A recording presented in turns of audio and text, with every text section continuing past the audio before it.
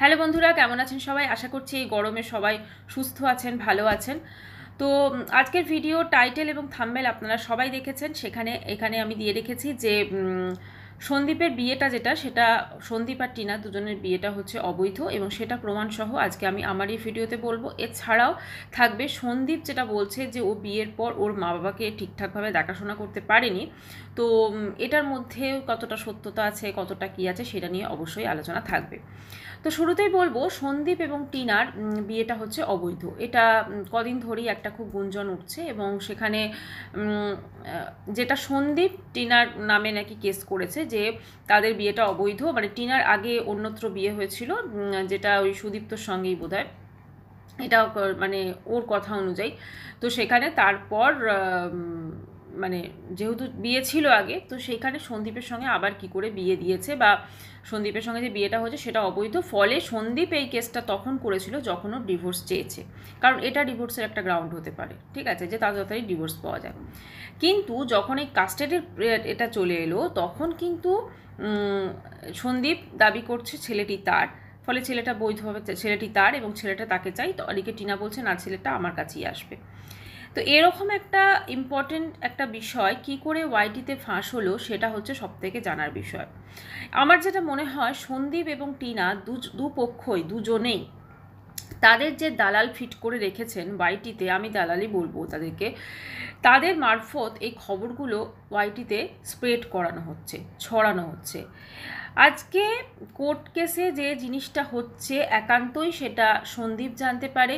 সন্দীপ কী case টিনার নামে করছে, কী কী কেস, বা টিনার কী কী কেস সন্দীপের নামে করছে, বা তাদের মধ্যে কি চলছে, সেটা সবটুকুই ওরা দুজনে জানবে। এবং দুজনের মধ্যেই জিনিসটা সীমাবদ্ধ রাখার দরকার ছিল বা প্রয়োজন ছিল। কেন সেগুলোকে ওয়াইটিতে স্প্রেড করে নেগেটিভিটি ছড়ানো হচ্ছে? এটার উদ্দেশ্য দুটো হতে পারে। একটা তো ভিডিওতে, দুজনের ভিডিওতে বেশ ভালো ভিউজ আসবে।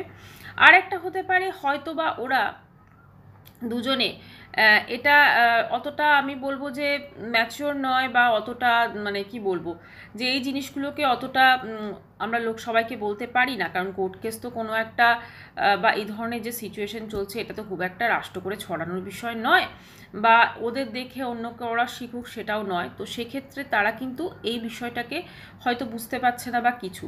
আর এদের ব্রেনগুলোকে ওয়াশ করছে এই বেশ কিছু, যেমন এক কাছে দালাল দিদি টিনার ব্রেন ওয়াশ করছে, আর সন্দীপের পাতানো দিদি তার ব্রেন ওয়াশ করছে।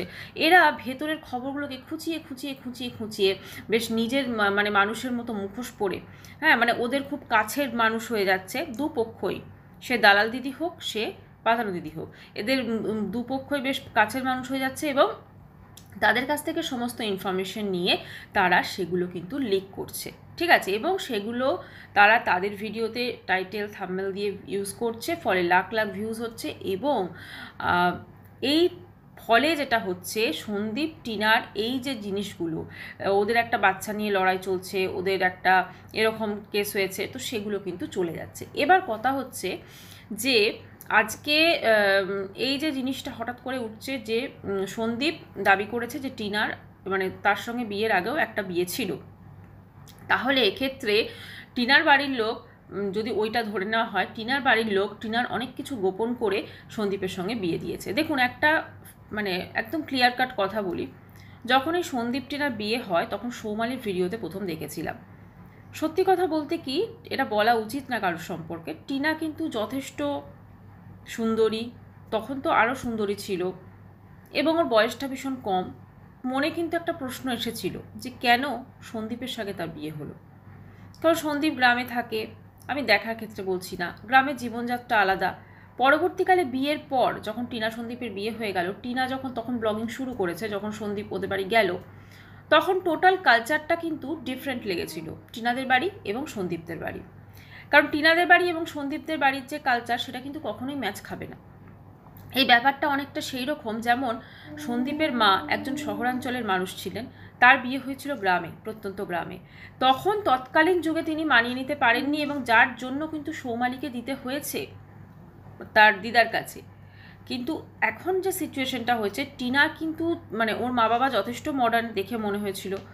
তো সেক্ষেত্রে তার মেয়ে, একমাত্র মেয়ে, তো তাহলে তার কেন এরকম বিয়ে দিয়েছিল সন্দীপের সাথে, এটা কিন্তু শুরুর থেকেই একটা সন্দেহের জায়গায় কিন্তু ছিল। কেন, কিসের জন্য দিয়েছিল? কারণ টিনা যেরকম তাতে মানে 1000 গুণ বেটার পেতে পারতো সন্দীপের থেকে, সন্দীপের সাথেই কেন? এবং পরবর্তীকালে জানা যায় যে সন্দীপের গ্রামে একটি পিসি থাকেন, মানে টিনার পিসি, তো সেখান থেকে সেই সূত্রে যোগাযোগ হয়ে বিয়ে হয়েছে। এবার টিনা শ্বশুরবাড়ি এসছে, যথেষ্ট টিনাকে সন্দীপের মা আদর যত্ন সহকারে রেখেছে, আমরা সবাই দেখেছি। তো সব কিছু মিলেমিশে আমাদের কিন্তু ওপর থেকে কোনোদিনও মনে হয়নি যে এরকমও একটা দিন আমরা দেখতে পারি, যেটা আমরা আজকে দেখছি টিনা সন্দীপের লাইফে। সন্দীপ একটা কথা বলল যে প্রতিটা ছেলের বিয়ের পর তার মা বাবাকে দেখাশোনা করবে না বা মা বাবার সঙ্গে সম্পর্ক রাখবে না, সেটা মানে কখনো হতে পারে?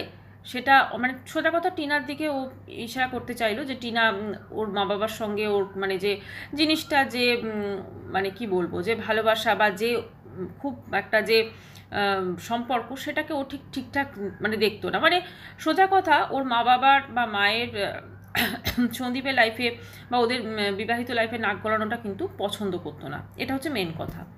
এইটা কিন্তু ঘরে ঘরের সমস্যা, এটা কিন্তু শুধুমাত্র যে টিনার ক্ষেত্রে আলাদা তা কিন্তু না, এটা ঘরে ঘরে সমস্যা। এর একটা ওয়ান অ্যান্ড অনলি কারণ হচ্ছে, এটা হয়তো অনেকেই খারাপভাবে নেবেন, যাদের একমাত্র ছেলে হয়, যেমন সন্দীপের বাবা মার একমাত্র ছেলে সন্দীপ, মানে এটা মায়ের ক্ষেত্রেই মেনলি হয়, মা ছেলেকে কারোর সাথে ভাগ করে নিতে পারে না। মায়ের মনে হয় যে ছেলে বোধহয় মানে বৌমা দিকে বেশি, বৌমা ঘেঁষা হয়ে যাবে এগুলো, তো মা স্বভাবতই হাতের রাশটা কিন্তু টেনে রাখতে চান, এবং এই কারণে প্রচুর বাড়িতে কিন্তু অশান্তি হয়।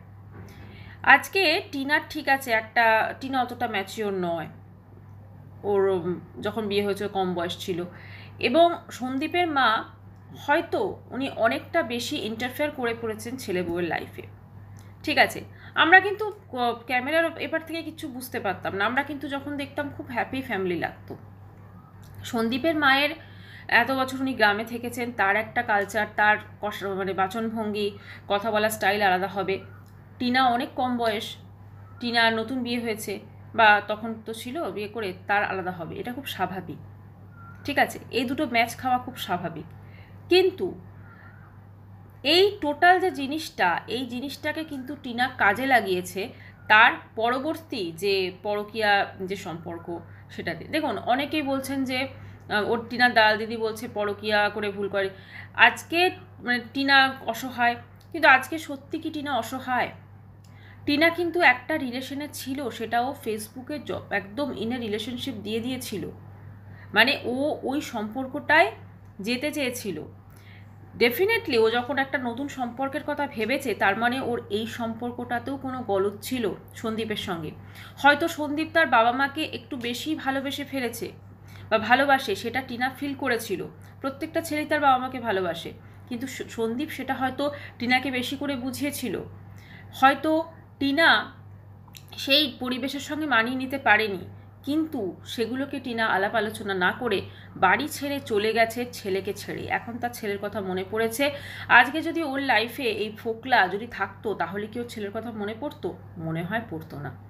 আজকে টিনার আজকে এটা বলে তো কালকে সেটা বলে, পুরো ম্যাচুরিটির অভাব। সেদিকে সন্দীপকে আমরা দেখি যথেষ্ট ম্যাচিওরভাবে সে ডিসিশনগুলো নিচ্ছে এবং সব কিছু করছে, তার ডেলি লাইফ লিড করছে, এটা আমরা দেখি।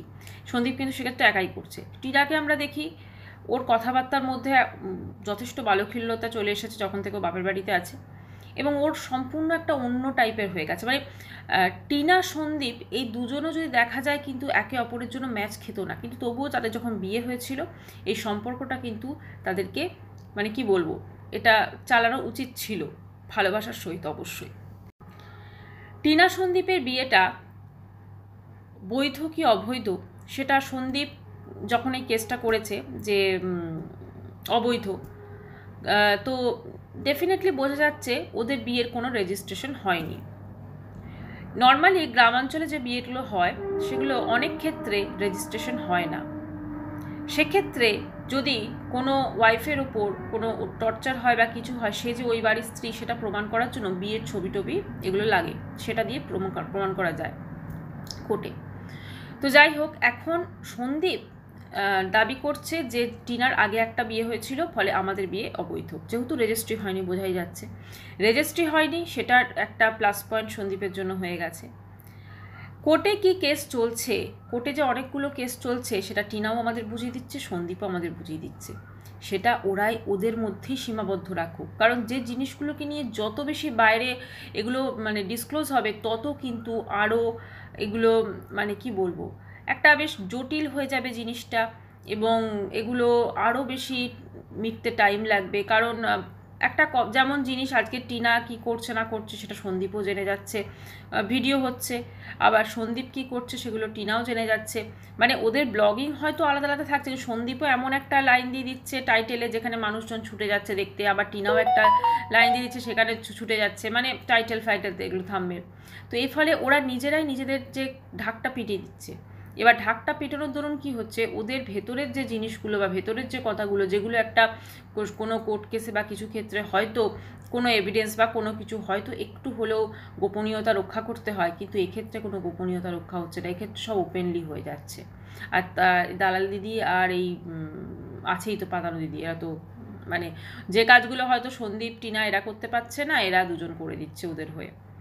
একটাই বলবো যে বাচ্চাটাকে অবৈধ বলাটা কোনোভাবেই ঠিক না, বাদবাকি কী আছে সেটা ওরা জানে। কিন্তু আজকে একটা এই যে ভিডিওগুলো কিন্তু যখন কৃষাণু বড় হবে সে দেখবে, তখন তার মনে কি প্রশ্ন জাগবে সেটাও একটু ভাবা উচিত।